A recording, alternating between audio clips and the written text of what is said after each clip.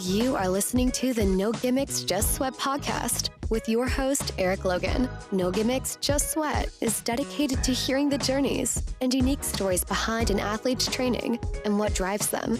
Get inspired to own your life and make the impossible possible. If you enjoy the show, please subscribe so that you never miss an episode. Also, please take a few seconds to rate the show and drop me a review. Now, let's get started with the show. Hello and welcome to the show. And today we have Lisa Becharas as our guest. Lisa, how are you doing today? I am doing well. Thanks for having me on the show, Eric. I'm super stoked. Oh, great. Thank you for being on the show. Of course. All right. As always with each episode, we kind of start out with rapid fire questions to kind of break the ice. And let myself as well as the listeners get to know a little bit more about you. Okay, are you ready? I'm ready. All right. Morning training or evening training? 100% morning. I got to be done by like 3 or 4 p.m. because I am useless in the evening. Yeah, I'm not a fan of evening training too, but I'll sneak some in every now and then myself. All right. Cardio training or strength training? Oh, 100% cardio. It's like pulling teeth to get me to lift a weight. Okay. All right. Run on the treadmill or run outside? Outside, 100%. Open water swim or swim in the pool? Pool. I don't like open water swimming. Favorite segment in a triathlon? Swim, bike, or run? The bike. It's all about the bike. All right. See, I knew the reason I liked you. All about the bike. All about the bike. All right. Favorite race distance? Sprint, Olympic, or long course? Ooh, I love Olympic distance, but I don't get to race them very often. I mostly have to do half Ironman. So, but yeah, Olympic distance is my favorite for sure. Okay. First thing you do after a race? I sit down. Literally, I cross the finish line and I'm like, I want to sit. And they're like, keep moving. I'm like, just let me sit. I want to sit right here. Just leave me alone. Let me sit. Yes, just leave me alone. It was hard. I want to sit just for a minute. Right. All right. What is your dream race to participate in? So I've never done an Ironman, but I will do one eventually, when to be determined. But they just announced Ironman Alaska. Yes, I saw that. I know, 100%. That's kind of like my dream race because it'd be, not hot or not as hot as right. the other races. All right. If you can go on a run, a bike ride, or train with any celebrity, dead or alive, who would it be? Oh my goodness. Wow, you put me on the spot here. We'll just go with my current Olympic crush, who's Caleb Dressel, the swimmer. He's okay. He's beautiful. So that I could just drool the whole time I'm on my bike ride with him. All right, last question. Your dream location anywhere in the world to go for a ride or a run? Ooh. I really would love to go ride in the Swiss Alps. Oh, okay. Or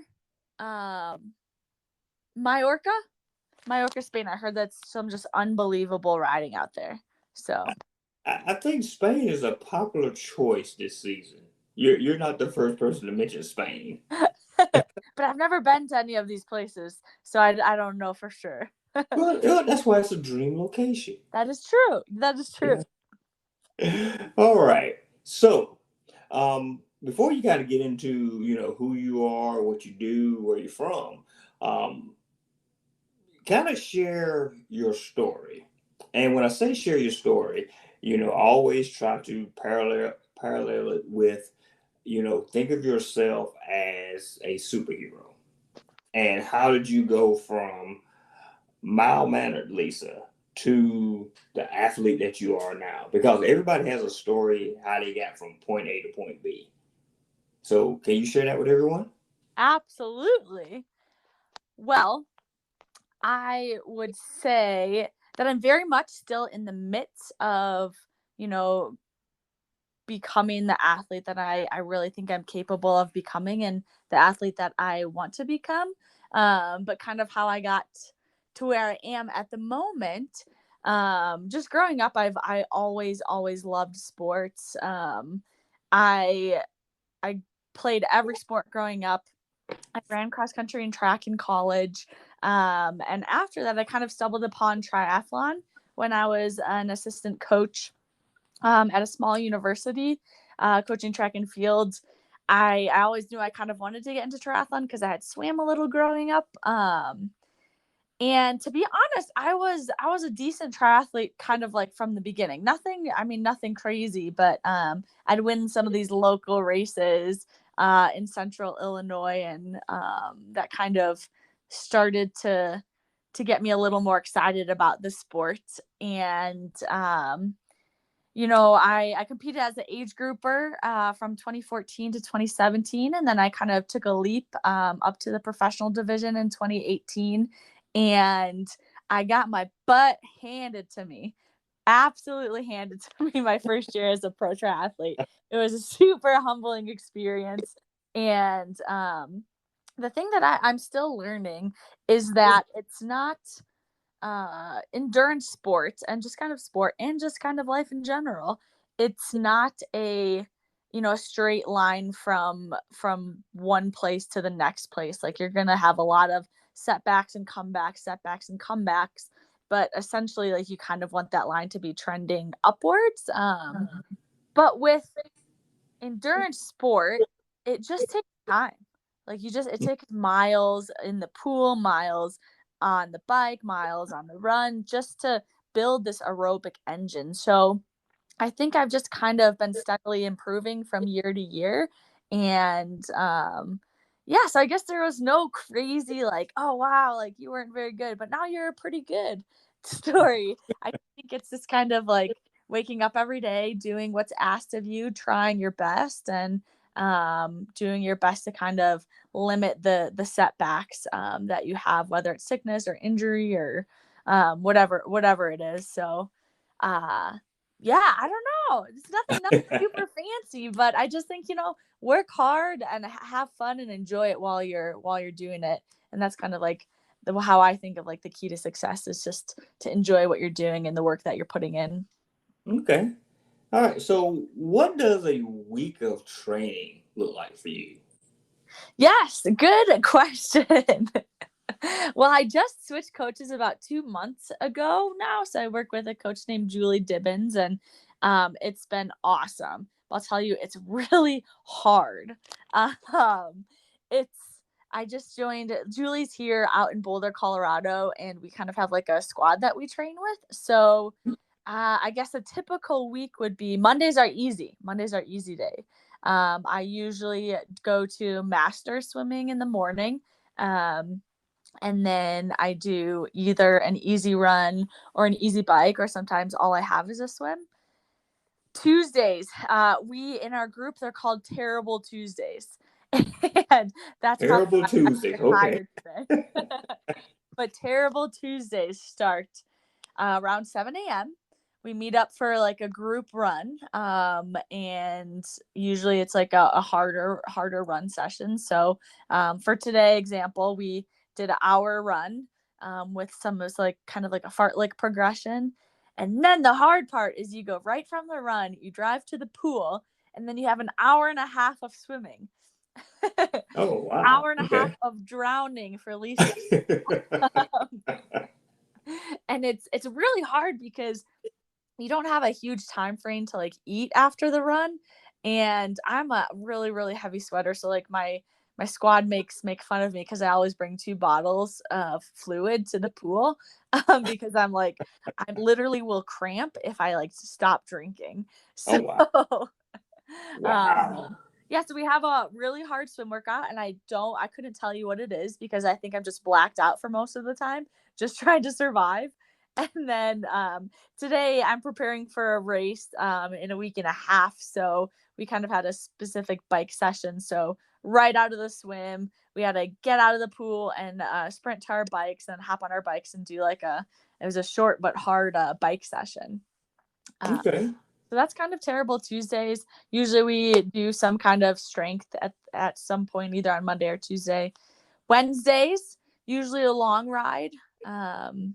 Anywhere between 2.5 to 6 hours, depending on the time of the year.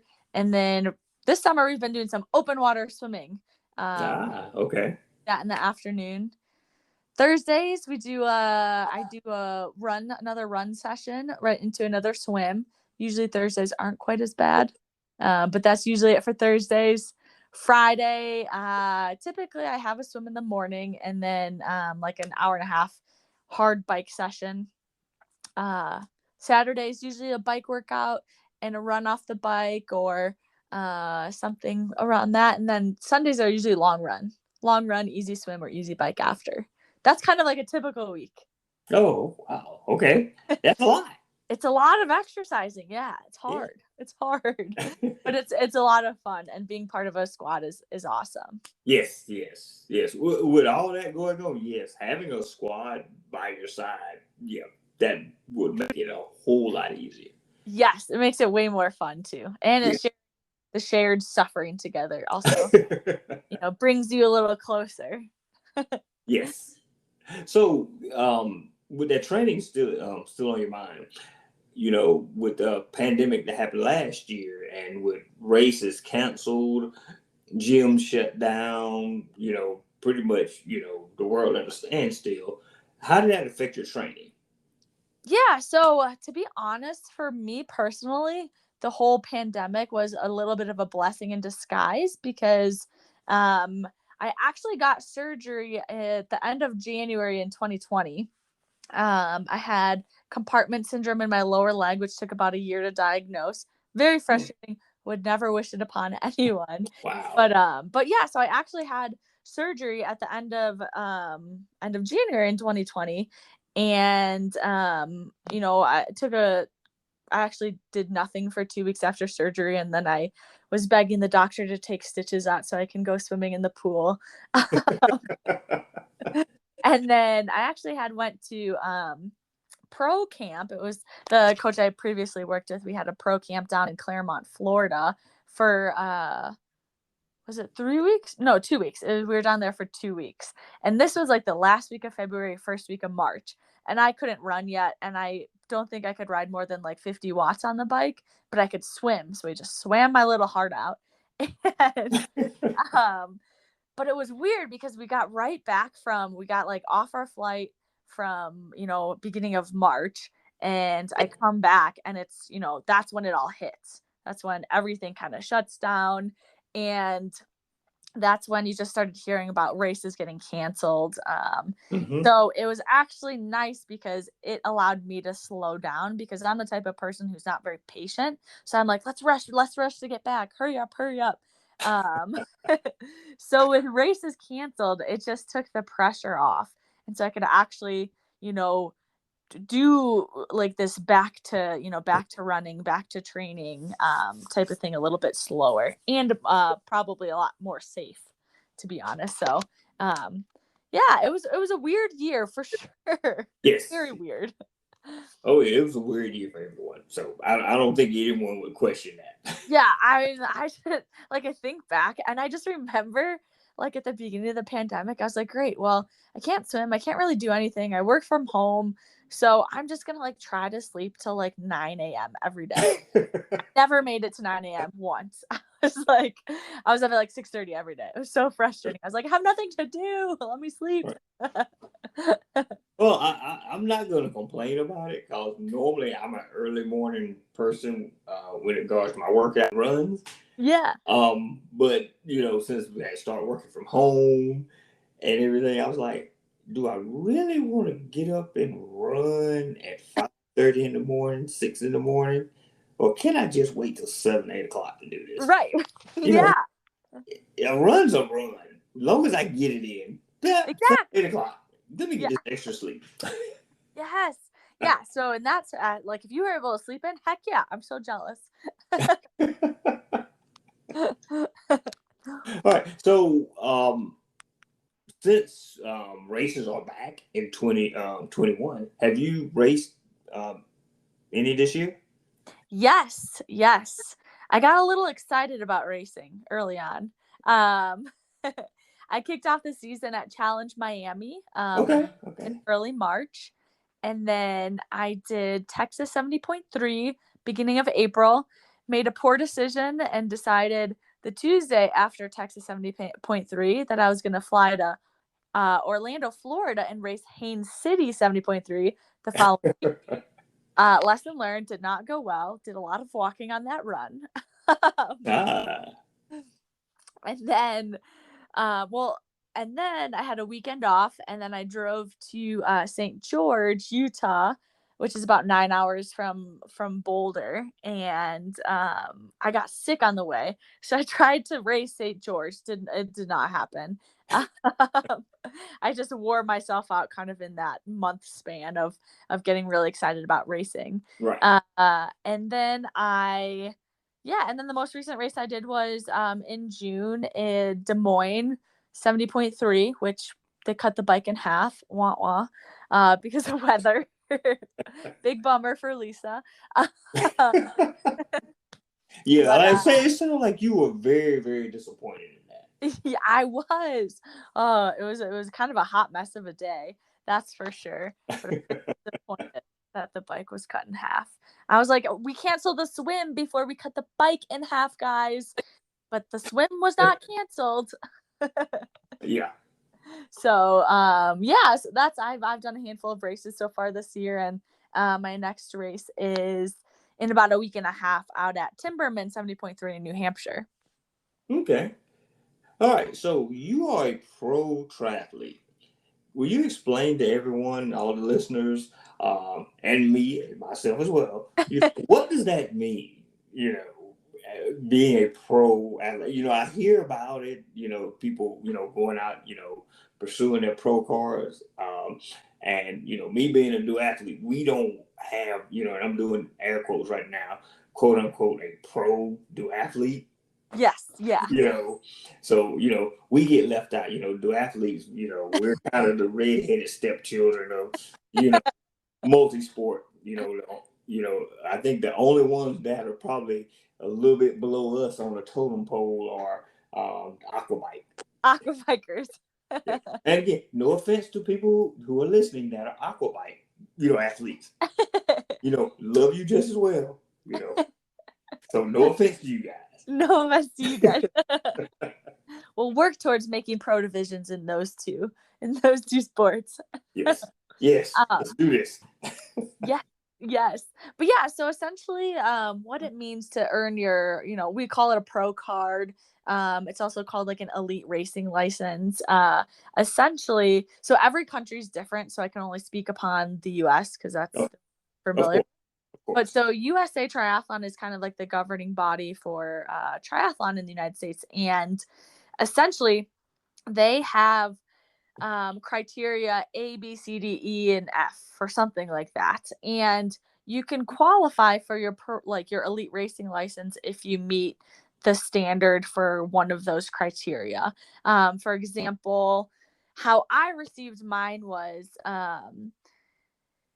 you have to finish the top 3 amateur at an elite qualifying race. An elite qualifying race is defined as having a professional field compete on the same day at the same distance in that race with a prize purse of at least $20,000. So that's how I qualified. I actually qualified at Escape Des Moines, which was an Olympic distance race. Escape had like a whole series of triathlons, but now they just do Escape from Alcatraz.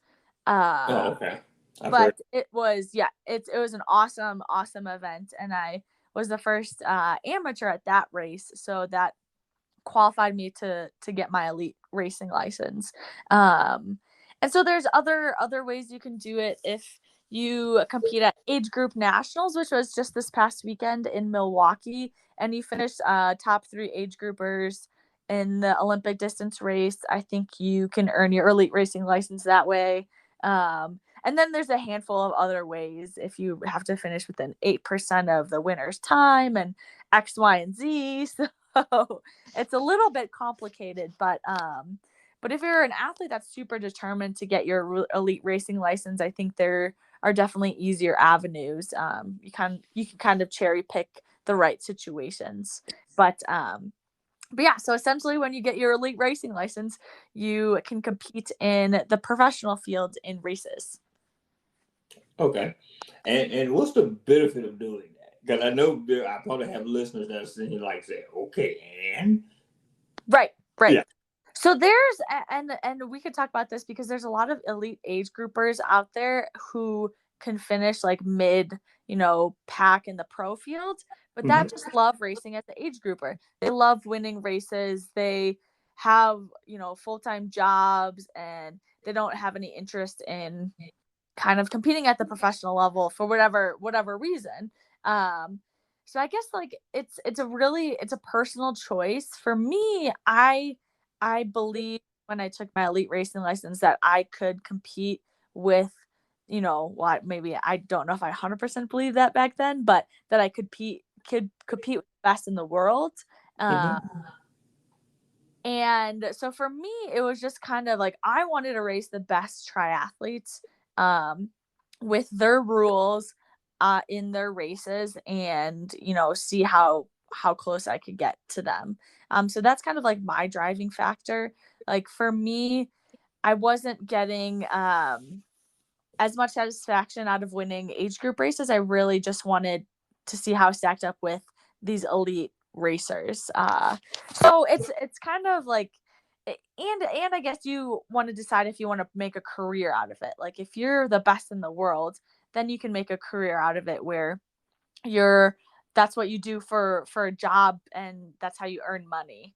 But I would say by and large, the majority of triathletes, they don't make a living doing triathlon.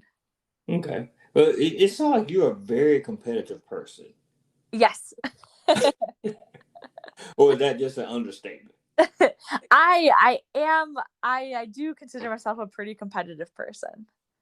Okay.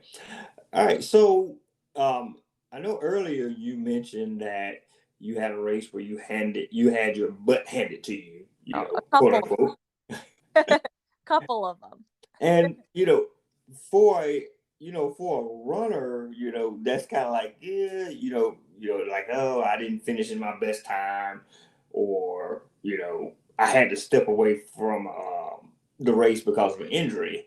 But for a triathlete, how, for you specifically, since it's you and I are talking, how is that, a little different, or is it the same? Because I know there's three segments you have to deal with, the swim, the bike, and the run.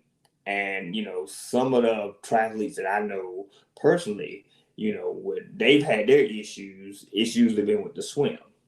And they kind of like, I just got lost in the swim. I couldn't make the swim or anything. And then I do have some that have had issues with their bikes, and they had kind of drop out from a race. But for what is that feeling?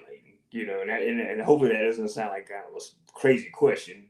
But what is that feeling to kind of go like, okay, I trained, for all three of these segments, and to just mess up at one that just throws the entire race off for you. Yeah, and I think the cool part about sport and triathlon specifically is that I think you can learn a lot from every race experience that you have. And the great part about triathlon and the frustrating part about triathlon is that you have three different sports.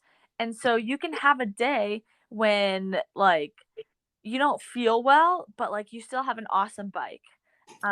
Or or like usually because there's three things you're doing, usually one of them goes pretty well. But that's also the hard part, is that it's really hard to get all three to really click on the same day. And I think a lot of like elite triathletes and, age group triathletes, that's kind of we're chasing this perfect day when everything seems to come together and you just nail the race like on the head. You're like, I did this was amazing. I felt amazing. I pushed amazing power on the bike. I ran my fastest run splits I ever have. I came out of the water not drowning. This was amazing. So I think so like when you I mean but I think you could also talk to every triathlete, whether they just won the race and they can tell you a couple of things that they were like, "Oh yeah, I just won, but I really could have done better here on here." So there's always Right. something that you can focus on and improving. But I also think it's important to celebrate the things that you do well and to recognize the steps and the progress that you've made. So I think it's just yeah, that's the cool part about triathlon or like multi-sport. There's always something to celebrate. Yeah, yeah. And I know with me recently, at a duathlon, I pretty much like the first run, I was not feeling it. Yeah. Yeah, I completely was not feeling it. And it took me a moment once I got on the bike and I started riding. That's when my groove kind of kicked in, when my mojo came back, Yeah. for a better term. And for that second run, that was it. And I know a lot of people like, how are you not tired after that, Yeah. bike run? I'm like, I don't know why.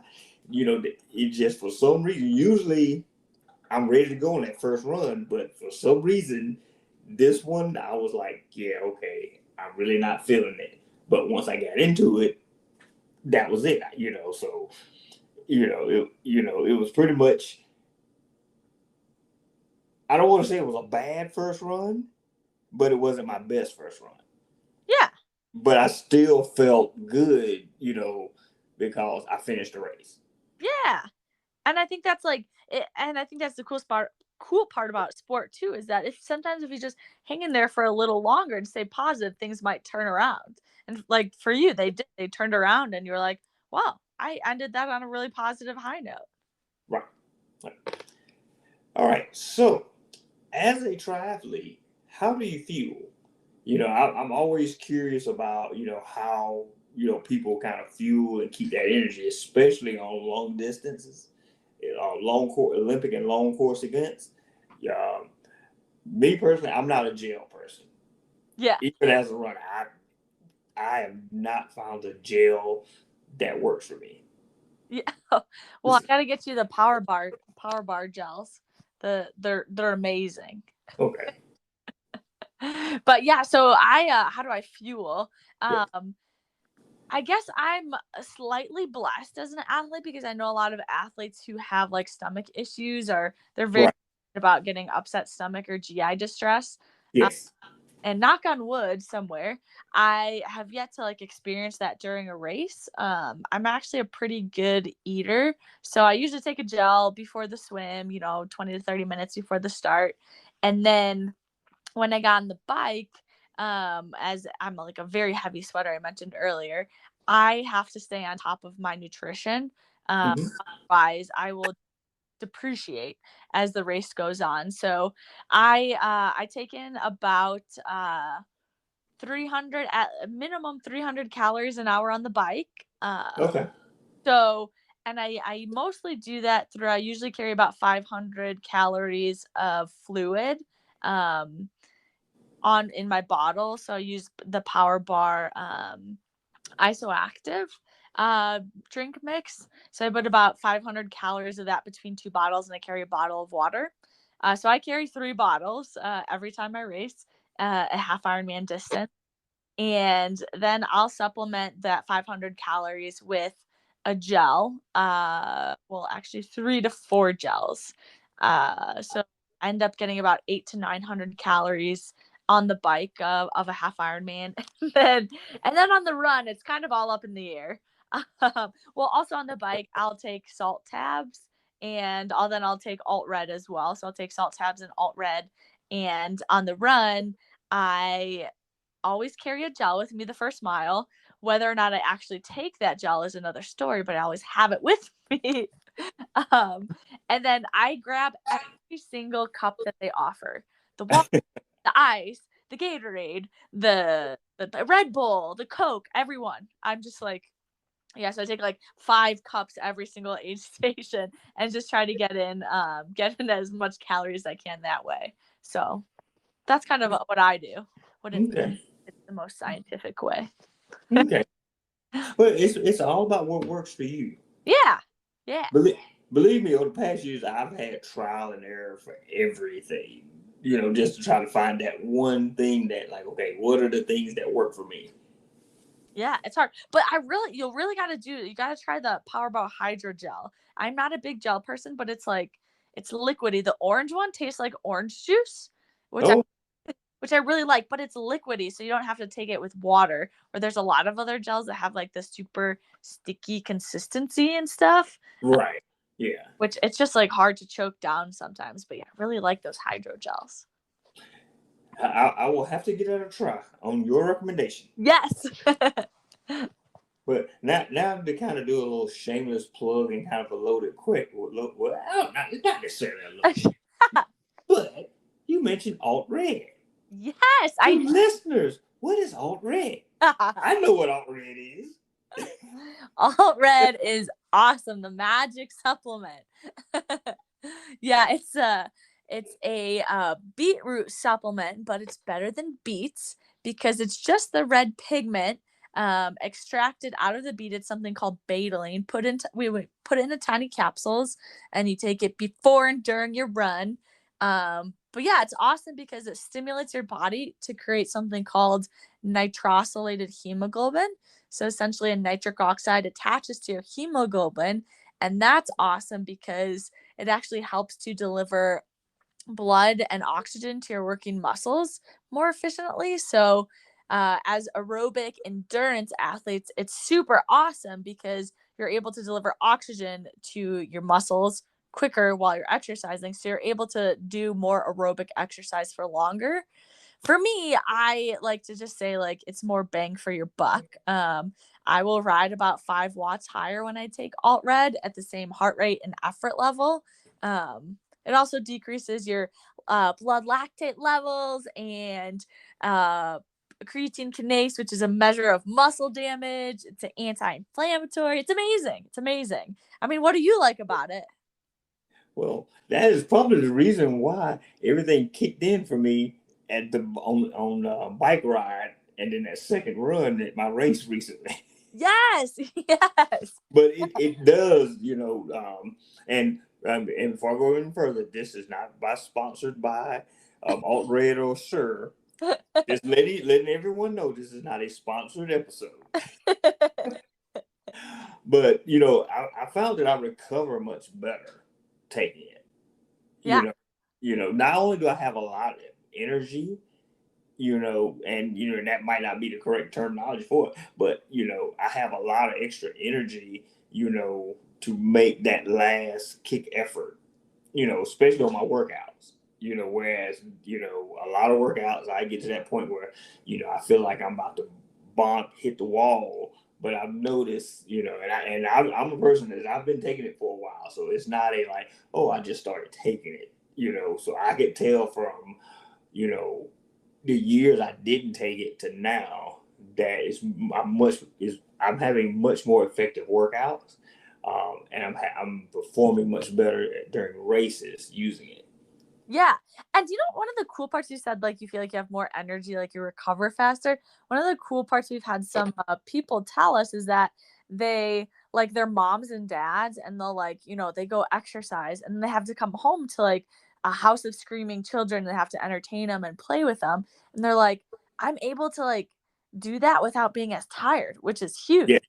And I was like, oh my gosh, that's awesome. Because I haven't experienced that because I don't have kids. But I'm like, wow, that's kind of like, that's cool because it increases, improves the kids, quality of life, the parents' quality of life.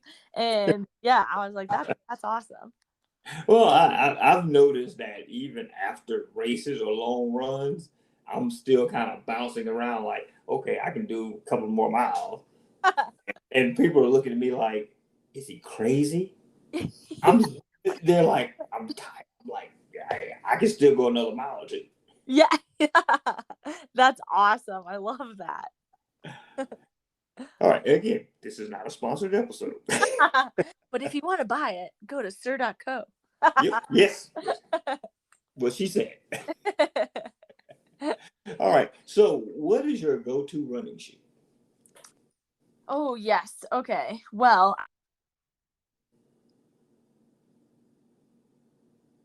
figuring out what works best for me, especially after surgery. But right now, what I'm loving, so like my trainer, my run trainer shoe that I use is the Saucony Endorphin Shift. It's like their heavier trainer, but I love it. Freaking love that shoe. Race shoe, I don't know, to be determined. I've tried the Nike 4%. Those were okay. I tried the Alpha Flies multiple times. I hate them.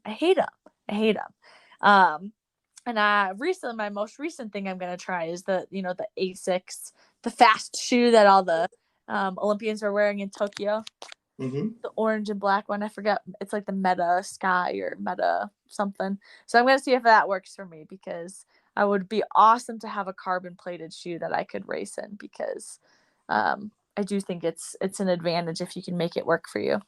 Well, Hoka has the Rocket X.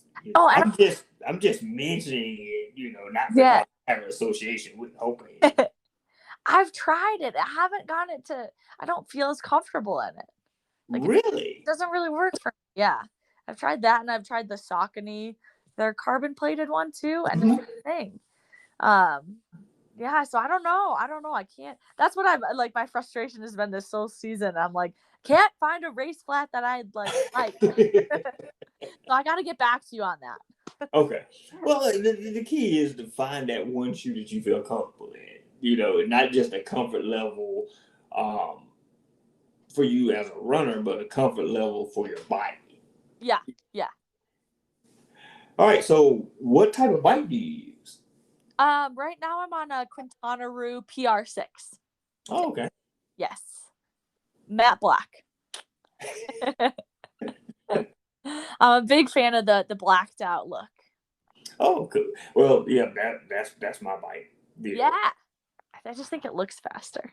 But if I get a different bright pink bike next year, just don't remind me that I said that. We'll see. It's kind of it's immortalized now in the podcast that you said it. I know. All right. This is a 2-part question. Your proudest moment as an athlete, and then probably your worst moment or biggest mistake as an athlete. Okay. Proudest moment. To be honest, it was last year. It was I did this race called the Huntington Triathlon. It was in October 2020. It was the PTO, the Professional Triathletes Organization, sponsored the race and brought in a pro field. It was Olympic distance in I forget the town. It was kind of by Fort Wayne, Indiana. It was in Huntington. Sorry, blanked out. It was in Huntington, Indiana, and it was my first race back post surgery. And I had no idea what to expect. I was so nervous because I just didn't know if I was going to be the same athlete that I was before surgery, and if I was going to be able to be competitive. And I had a solid swim that day, and I biked my brains out. I've never felt superhuman on the bike, and I biked my brains out, and I actually had about like a minute or minute and a half lead in the race. And this is my first race back. I've never led a race before in my life. I've never made any money in triathlon, zero prize money, nothing. And I was leading the race, and I was like, oh my gosh, this is unreal. I'm winning. About like 300 or 400 meters before T2, I got a mechanical. So like my chain got stuck. We went down this little hill, my chain got stuck, and then my chain dropped. I was like, oh my God, what do I do? And I I was way more confident in my running abilities than my bike mechanic abilities. I'm like, I think I'll get to transition faster if I just run. So I ran with my bikes and my cleats and everything. And then the top 3 girls just come whoosh, whoosh, whoosh past me. And we all come into like T2 together. And I think the proudest moment was just like, I was just laughing at myself. I was like, oh my gosh, like, this is, you know what? I'm competing with them and this is amazing. And I'm really proud of myself because I could get really down about having this mechanical. But like, I'm racing, I'm healthy. My parents were at the race. It's 2020. We're racing in a pandemic. I was just happy to be racing. So I think just kind of staying positive through that experience is probably one of my proudest memories or proudest moments. Yeah. All right. And now your worst moment or biggest mistake. Worst moment. I would say my worst moment was probably after my first professional race. It was at Texas 70.3 in 2018. And I just like, I didn't, and at that point I didn't understand, but I was just frustrated because I felt like, I needed to prove something to everyone that like I deserve to be at this professional, like competing at this elite level. Um, and I just wasn't there yet in my journey. And I remember finishing the race and just like I was bawling, I was crying, I was like, I don't belong here, I don't belong at this level. And I just remember being so down. But when like looking back, I'm so happy I had that experience because it was a big part of my journey. And most triathletes, when they become professional or once you start anything new, you're probably not going to be the best at it right when you start. Like it just takes time. And I was trying to rush the process instead of like appreciating the process. So, happy I had that moment, but in the moment, it was a very hard moment. Okay. So if you can get into a time machine and go back and tell your younger self something, what would it be? Lisa, don't quit soccer. You would have been pretty good. Don't quit soccer. Okay. It's kind of like a running joke in my family. Because I loved soccer growing up. I was good at soccer. But then in 6th grade in the junior high team, it was a co-ed team. And I didn't like that because I was like, why are boys and girls going to play together on this co-ed team? The boys are never going to pass to the girls. Like, this is dumb. And then I took a volleyball, which is great. I loved volleyball. I played for a while, but I'm just mad that I was like, Mom and Dad, you let me quit soccer. I could have been good at this sport, going to the Olympics. Probably not, but yeah. You never know. You never know. You never know. But Mom and Dad, you let me quit. Yep. So it's just a running joke in our family. But yeah, I think if I could actually go in a time machine and go back and tell myself something, I would just tell myself to stress less and enjoy more. There's no need to stress about where you are not and things you have not accomplished. Rather, it's important to just focus on where you are and enjoy what you're doing and work hard, Mm-hmm. with whatever it is that you're passionate about.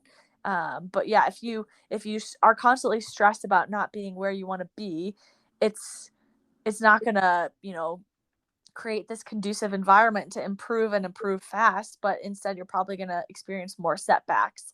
And so yeah, just enjoy the process and enjoy where you're at and appreciate where you're at and where you came from. Okay. All right. So, what would your message be to people who feel that, you know, I'm at a point in my life that it's too late for me to start, whether it's to start running, start multi-sport, start cycling, and not necessarily, on a competitive or pro level, but just to start, to be to better their health or better their lives. What would you tell a person? It's really never too late to start. And I know that's said so many times in so many places, but it's so true. Like if you are passionate and excited or interested in something, try it. Whether it's like you go out for a walk one day and all you make it is 5 minutes, but in 2 months from now, you're jogging for 20 minutes. That's huge. It's never too late to start. And I think that's the cool part about endurance sports is that you can go as slow or as fast as you want, but just go. I think that's the important thing. And I think that, at least for me personally, sport has pretty much defined my life, and I've learned my most valuable, important lessons through sport. I've met my best friends through sport and the most influential people in my life through sport. So I think that it's such a gift to be able to push yourself and test yourself that it would be, it would be sad to not use that gift. If you can move 100%. It's never too late to start. Yes, never too late. Great advice. All right. So what is a non-athletic fact about you that most people don't know? Non-athletic fact. I was on The Price is Right. Oh, wait. I didn't even know that. Okay. Yeah, I was a contestant on The Price is Right my senior year of college. A couple of friends and we road tripped out to California, LA, and yeah, we waited in line and for the Price is Right show to be to be in the audience, and then I got called down and was on The Price is Right, but I didn't. I was the last contestant, so I only got a bid one time, and my one time wouldn't get me to the showcase showdown. But I did get to meet Drew Carey, so that was cool. Okay, cool. Yeah. All right, as we get close to the end, what's next for you? Are you training for anything now? What are you getting ready for? Yeah, so I am getting ready for Timberman 70.3 in about a week and a half on August 22nd. And then after that, I am headed to St. George, Utah to compete in the 70.3 World Championships, which I'm super stoked about. It's my first World Championship experience, so that will be awesome. Woohoo! And yeah, it should be a super fun, super humbling experience. And then the rest of the year is kind of up in the air with what's after that. Awesome. Lisa, thank you for being on the show. Thank you for having me. This is awesome. I really appreciate it. I'm always very humbled when someone says they want to talk to me on a podcast. I'm like, you want to hear what I have to say? Huh? So if people wanted to get in contact with you, learn more about you, or just follow you on social media, how can they do that? Yeah, you can. My Instagram handle is at Lisa Becharas. And I'm on Instagram. You can shoot me a message there. You can send me an email if people do that. Yeah, you sent me an email, Eric. Email still exists. Yeah, it still does. Yeah, but you reached out to me on Instagram first. Yeah, I did Instagram first. I'd say Instagram's like, that's how people communicate these days. But yeah, so you could reach out to me there. It's probably the easiest way to do it. So yeah. And please do. I love meeting new people. Awesome. Again, Lisa, thank you for being on the show. Thank you for having me. It was awesome. I appreciate it. And keep training hard. All right, I will. You do the same. Best of luck to you in your race. Thank you. All right, have a good one. You too. Bye. Bye-bye. Thank you for listening to this episode of the No Gimmicks, Just Sweat podcast.